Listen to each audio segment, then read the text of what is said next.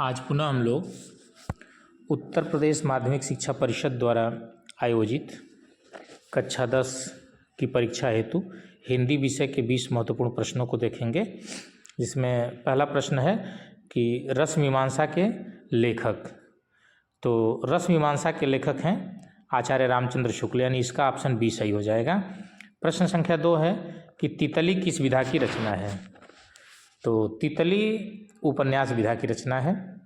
इसी तरह प्रश्न संख्या 3 डॉक्टर राजेंद्र प्रसाद के लेखक। तो डॉक्टर राजेंद्र प्रसाद लेखक हैं इसमें गांधी की देन के, जो पहला ऑप्शन है सही होगा। अगला प्रश्न है साहित्य और कला रचना है। तो जो प्रश्न संख्या 4 है इसका ऑप्शन हो जाएगा 3 भगवत शरण उपाध्याय की। प्रश्न संख्या 5 जो है वो कह रहा है कि शुक्लोत्तर युग के लेखक हैं। तो शुक्लोत्तर युग के लेखक इनमें से हैं धर्मवीर भारती। प्रश्न संख्या 6 है रीतिकालीन कवि हैं। तो रीतिकालीन कवि हैं पद्माकर। प्रश्न संख्या 7 है छत्रसाल दशक के रचयिता कौन है। तो छत्रसाल दशक के रचयिता हैं भूषण। प्रश्न संख्या 8 है कि तार सप्तक के संपादक।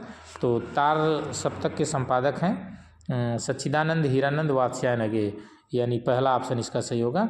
इसी तरह प्रश्न संख्या 9 है, कह रहे हैं कि सुमित्रानंदन पंत की रचना है। तो सुमित्रानंदन पंत की रचना है इनमें से युगबाड़ी, यानी जो बी ऑप्शन है वो आपका सही हो जाएगा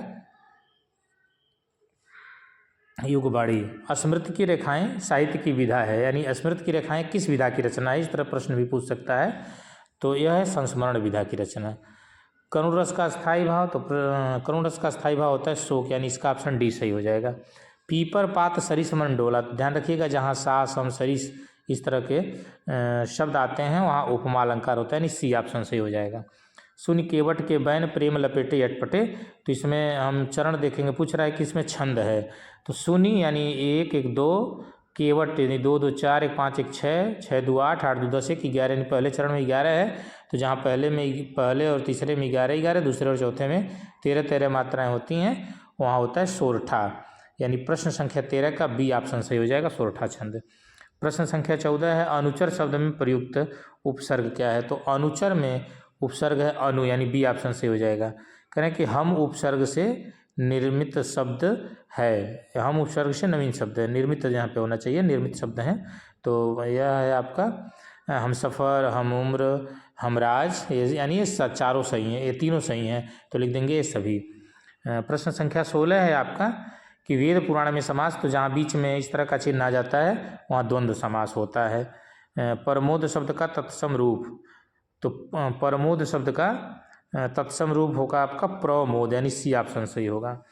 फिर समासिक पद को पुनः दोनों पदों में व्यक्त करने का विग्रह कहा जाता है। तो समासिक पद और जब उसका हम विग्रह करते हैं तो उसे हम कह देते हैं समास विग्रह, यानी सी ऑप्शन सही हो जाएगा। मूल अथवा विकृत शब्दों के आधार पर शब्द के भेद होते हैं 2, यानी 19 का चौथा सही हो जाएगा डी वाला। चाप कोदंड धनु पर्यायवाची हैं। तो चाप कोदंड धनु यह जो पर्यायवाची हैं धनुष के पर्यायवाची हैं, यानी ऑप्शन ए सही हो जाएगा। तो इस तरह से आपको लगभग 10 प्रश्न अभ्यास में कराऊंगा।